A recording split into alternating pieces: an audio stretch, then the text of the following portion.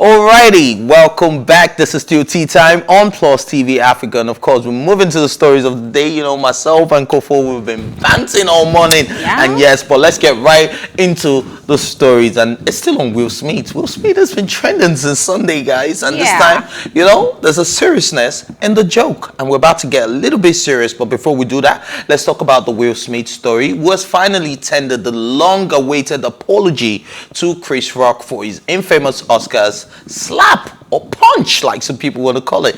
The actor took to his social media handles with a statement expressing regrets for his viral outburst. He wrote, "Violence in all of its forms is poisonous and destructive.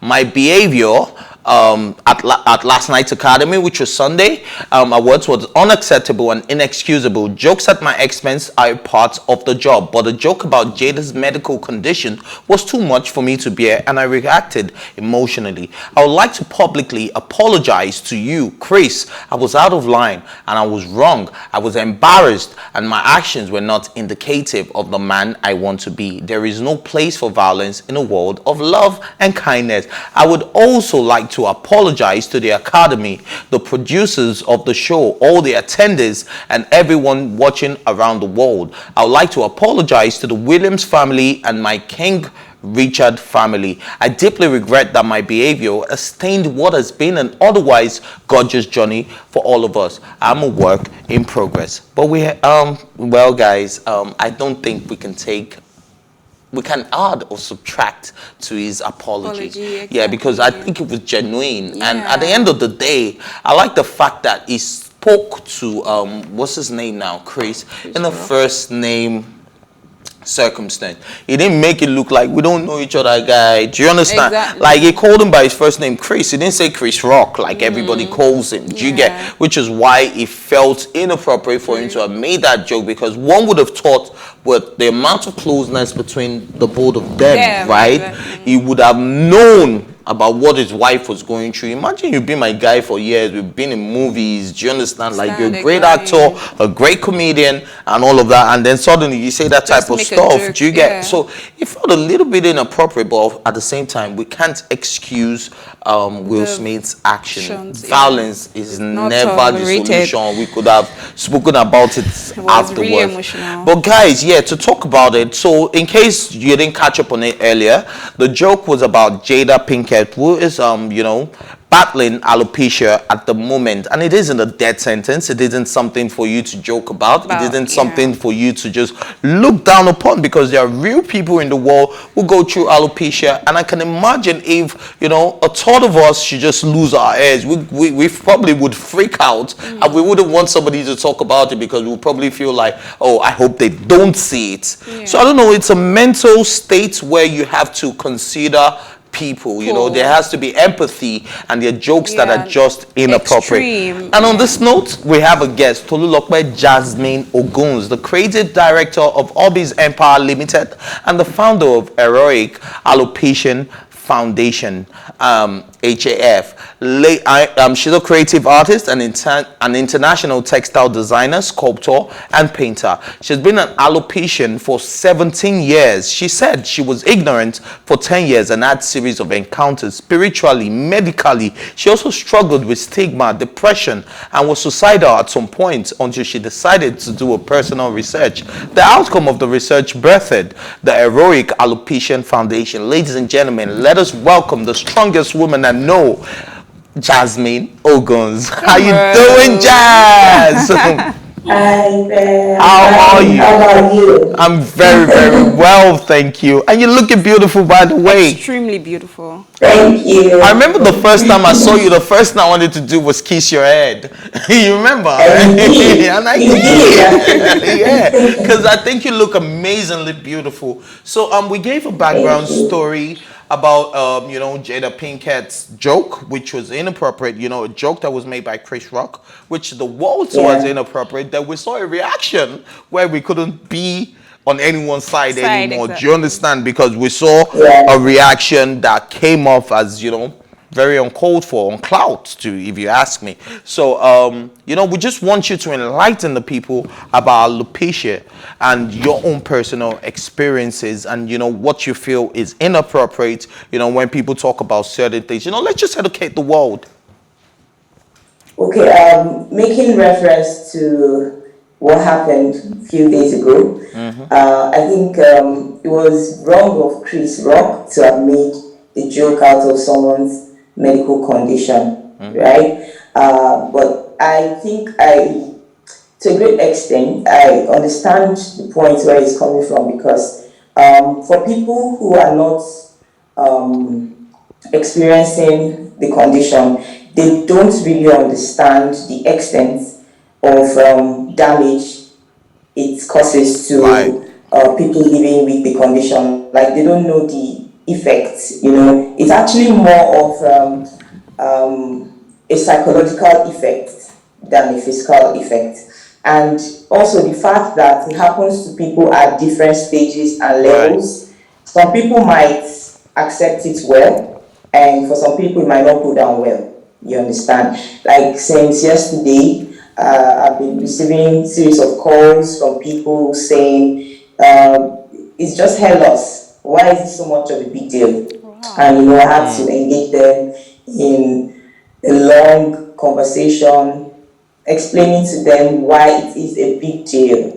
And then on Will Smith's part, I think it went too far. Like, he shouldn't have been violent about it. You get? He should have used that opportunity positively to educate people. Since he knows better, because most times people who are related directly to alopecia sufferers, they know better, because they've been with them, they're with them day in, day out. They know how exactly they feel. You understand? Right. So I'm not a party to violence, but I'm glad that he stood up for his wife. Right. Anyways, for people who don't know, alopecia is an autoimmune disease. We just try to target a condition because we want it to look nice. We don't want people to get scared, and for the fact that it's not life-threatening, I guess.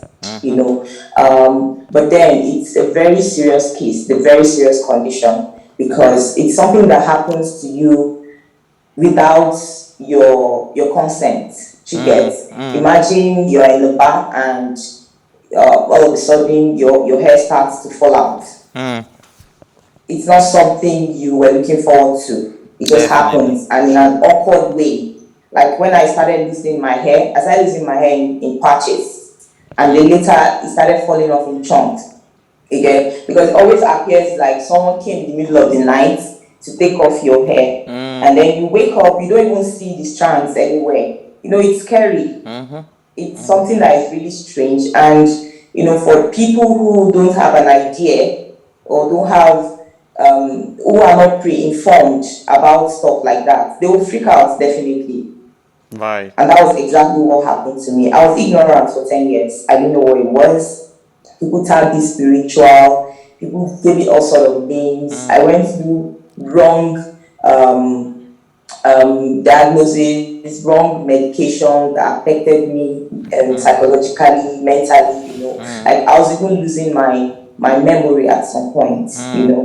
So it's an autoimmune condition that happens when the immune system sees your hair follicles as a stranger to your body system, and it attacks it. What the immune system does is to protect us, right? So now the immune system is fighting against itself, because it's fighting against the hair follicles. It sees the hair follicles as a stranger, and then it attacks it. And once the hair follicles get attacked, hair stops growing. It might not happen immediately. For some people, it happens like suddenly, like immediately. They just lose all their hairs at the same time. For some people, it happens gradually. I think in Jada's case, she's still at the Arietta stage, because I think she just has patches, and she had to take off her hair herself, right? Yeah, in my own case, okay, I did that too, but the moment I took off my hair, because I was hoping that once I do that, everything will go back to normal. That was the last time I saw my hair.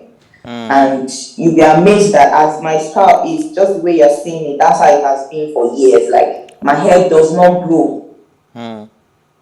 For some people, All right. it grows and they have to shave it to make it look even. But in my own case, it doesn't even grow at all. Oh, wow. Do you understand? All right. So it's easy for someone who is not experiencing it at an advanced level to say it's just hair loss. But for someone like me, it is not easy because it doesn't even end on my scalp. It extends to my brows and my lashes. What you're seeing here is a medical procedure called microblading. So I don't have brows. I don't have lashes. My lashes are supposed to protect my eyes from foreign bodies, right? But I don't have them. I don't have hairs on my skin. I don't have hair pores to protect my skin. Right. I don't have hair on any part of my body. You know what that means? Yeah. So because you've been experiencing this for years, I'm sure you must have had a lot of side comments, that didn't sit so well with you. And how has this affected you, psychologically, mentally, what people say before maybe you develop the thick skin, to what they say. But how has this affected you, just for people to know how insensitive it is for you to say certain things about alopecia patients? Yeah, making fun of an alopecia is really not funny. Because I remember back then in school, there was this guy that was constantly coming to me to call me an alien. I would always smile and laugh, just so he leaves my face. Because when people bully you like that, they want to see you get hurt. You get so. I just try to act like it's normal, but deep down inside of me, I'm weeping. And when I get back to my room, like I always look forward to going back to my room. I always look forward to the close of school. I became that kid, like from a kid that loved to go to school to meet with people and play and all of that, because that was the only opportunity I had then growing up to see people. Outside school, I don't go out. I moved from that kid to that kid that looks forward to going back home because the bullying was too much. You understand? I stopped having friends. I stopped talking to people. I started keeping more to myself. I only opened up to a few persons that were really close, but then it took time for me to open up to them. Like I had to be sure that, okay, this person can be trusted, even though some of them betrayed me afterwards. But it wasn't really funny, Like there were days I locked myself up in the room, I cried. There were days I thought I should just end my life. In fact, last week there was a case of a young girl of 12 years old who killed herself. She committed suicide last week. Yeah, I saw that. As a result of bullying. Yeah, you saw it, right? Yes, I did. She was people were bullying her. Her classmates were bullying her constantly in school, and I think her parents approached the school, and they didn't do anything about it. And the next thing we heard of her was that she killed herself. Yeah. I felt really bad. I get it, and now I'm sure the world actually understands. But I'm not here alone. I'm here with the beautiful Kofo as well, and I'm sure she has a question for you. All right, Jasmine. I'll just very quickly this condition, or should I say, illness, does he have a certain physical, is it just hair loss, or there's a physical pain that comes with it, or is it just the emotional damage it does to you guys? Okay, like I said earlier, that some people experience it in different forms at different levels. Like for those who have areata, like when I was at the areata stage where I had patches, you see those other strands of hair that were left on my scalp, whenever they grow, not like they grow, lengthy, like they just come out, whenever they come out of the scalp, there's this pain that comes with it, when you feel the growth and you touch that part, there's this pain that comes with it, so you begin to feel uncomfortable until you shave it out. You understand? And then for some people, there's this other painful part that comes with bumps, like boredom.